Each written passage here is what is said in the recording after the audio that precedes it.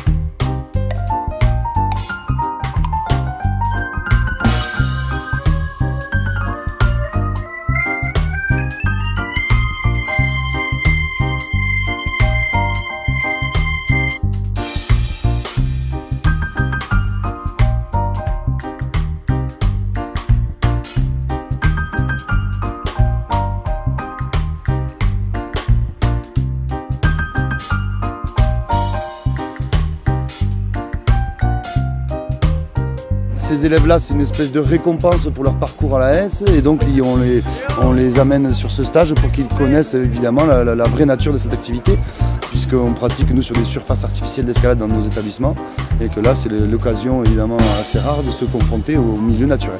Les premières fois sont ultra émotionnelles pour certains élèves et donc il va déjà falloir maîtriser ce genre d'émotions. Il y a des falaises qui atteignent 300 mètres de falaise qu'on peut faire en plusieurs longueurs et puis des sites comme ici aux Petites Gorges qui ne sont pas forcément très hauts mais avec un panel de voies très très important. A l'inverse d'une salle, les prises ne sont pas coloriées en rouge, en bleu, en vert ou en jaune nous indiquant la voie à suivre. Là il faut trouver soi-même la voie à suivre et avec ses mains et avec ses pieds. Des fois le regard ne permet même pas de savoir par où on va passer, il faut chercher vraiment avec ses mains, ses pieds et on va trouver même des mouvements qu'en salle on ne va pas trouver. Et ça demande aux grimpeurs de mettre en pratique évidemment tout ce qu'ils ont appris sur les surfaces artificielles, notamment en gestion de l'effort.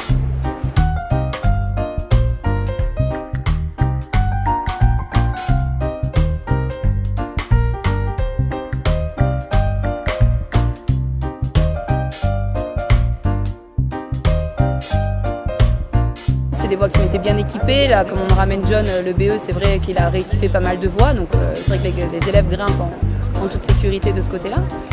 Et l'avantage aussi c'est que c'est un rocher assez abrasif, donc du coup il y a beaucoup d'accroches au niveau des mains, des pieds, donc c'est vrai que pour démarrer l'escalade en naturel c'est vraiment idéal.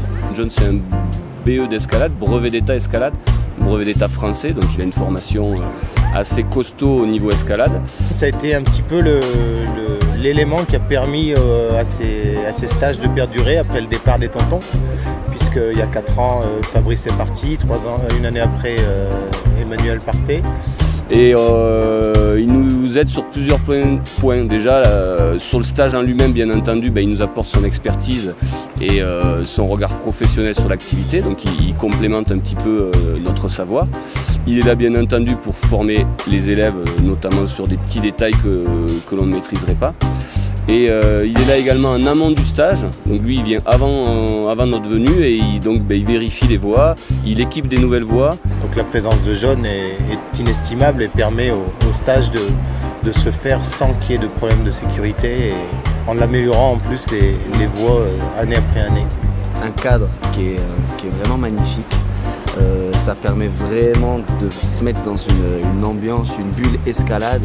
Et voilà, on mange escalade, on se lève escalade, on dort escalade. On a l'air libre, on rencontre les gens, les locaux qui sont là, qui nous posent des questions, qui regardent.